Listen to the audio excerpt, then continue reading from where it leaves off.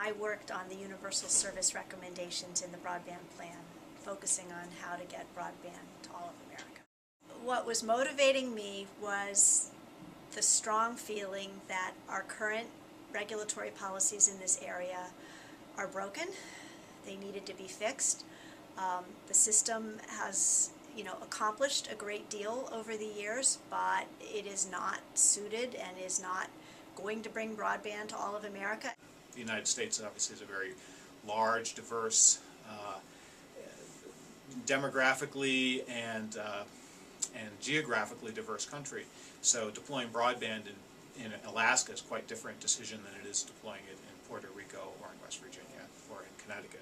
The thing that was so special about this project for me was that we really were focused on trying to develop facts and information, which ultimately are the foundation of making good decisions. The Universal Service Program today subsidizes phone service in 4 major areas. It subsidizes the cost of phone service in rural America. It also provides subsidies for schools and libraries to get connectivity.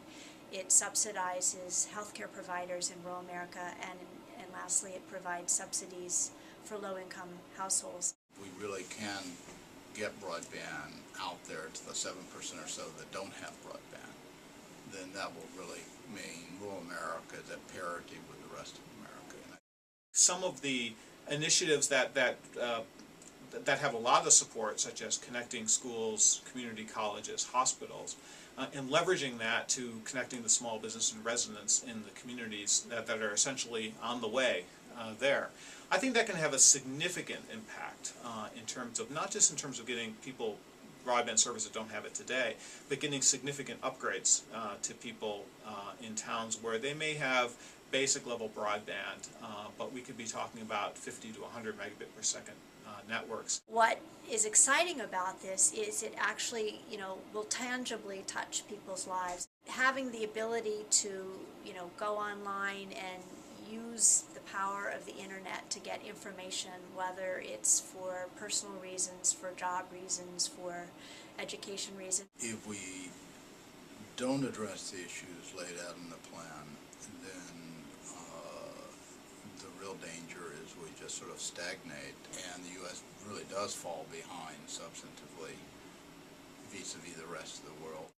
Having internet access and broadband access is going to be perhaps the crucial skill set for our children and young adults to have going forward basis. The idea that you may not even be able to apply for a job without having some form of internet access really means that if a community gets left behind in broadband, they really will get left behind. This is no longer a question of a different quality of life. This is the question of whether or not we're going to truly have 2 Americas.